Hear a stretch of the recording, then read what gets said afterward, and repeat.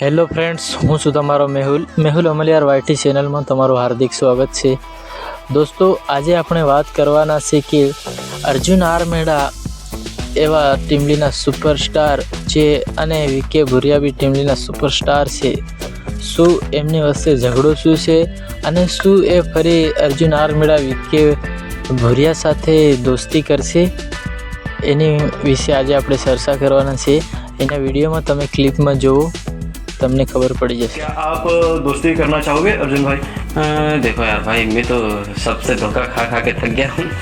मैं अकेला ही अच्छा हूँ और मैं मेहनत करता रहूँगा और आगे बढ़ता रहूँगा. मैं किसी ने सपने में नहीं सोचा, वैसा मेरा सपना है.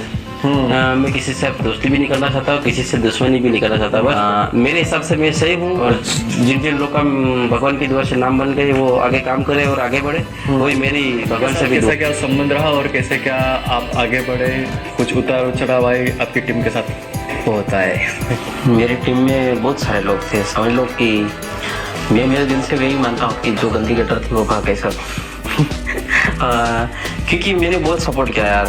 क्योंकि जैसे मान लो कि मैं बाहर से बहुत आइडिया लेके आता था पैसे कमाने की, तो मेरे से पैसे कमाने की आइडिया सीख के भाग गए.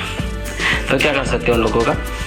चल रहे उसके साथ से उसकी ज़िंदगी बेस्ट चल रही, मस्त चल रही. मेरी ज़िंदगी भी मस्त चल रही. और मैं तो दुआ करता हूँ कि वो और आगे बढ़े और आगे चले.